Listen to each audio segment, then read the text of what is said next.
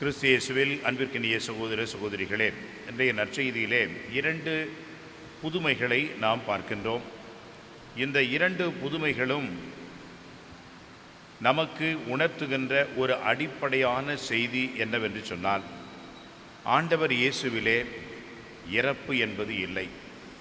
ஆண்டவர் இயேசுவிலே நம்முடைய உடல் நோய் தோல்வி என்பது இல்லை. இயேசுவில் இருக்கின்றவர்கள் இறைவனில் வாழ்கின்றவர்களாக அந்த உயிர்ப்பையும் உயிர்ப்பின் மகிழ்ச்சியையும் பெறுகின்றார்கள், உடல் நலம் பெற அடைகிறார்கள் என்பதை இந்த 2 நிகழ்வுகளும் நமக்கு சொல்கிறது. ஆனால் இந்த 2 நிகழ்வுகளும் அடிப்படையாக இன்னொரு செய்தியை சொல்கிறது.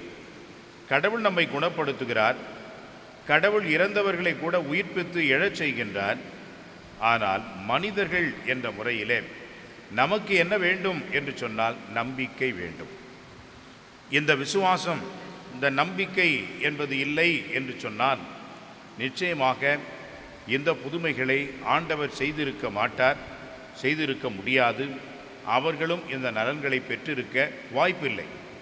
எனவே அடிப்படையிலே மனிதர்கள் மன்ற வகையிலே நம் தரப்பிலே இந்த அசைக்க முடியாத நம்பிக்கை நமக்கு இருக்கும் என்று சொன்னால், அன்புக்குரியவர்களே, புதுமைகளை நாம் நிச்சயமாக காண்போம் என்பதிலே எந்த ஒரு சந்தேகமும் இல்லை.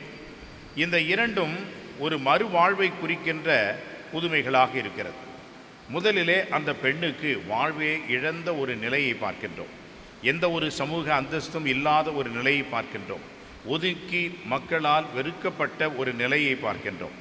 இரண்டாவது அந்த புதுமையிலே ஒரு சிறுமி இறந்தே போய்விட்டாள் என்று ஒரு நிலைக்கு இனி வாழ முடியாது, வாழ்வே இல்லை என்ற நிலையிலே இயேசு இந்த இருவருக்குமே மறுவாழ்வு கொடுக்கின்றார்.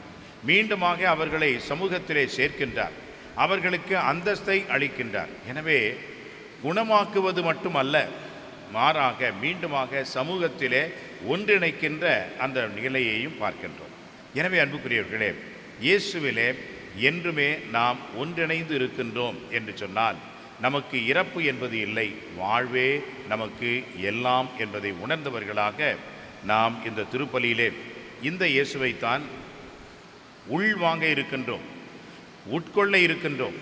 இந்த இயேசு நமக்கு வாழ்வாக இருக்கின்றார் என்பதை உணர்ந்து வாழ்வின் செய்தியை பெற்றுக்கொள்ள இறைவனிடம் வேண்டுவோம்.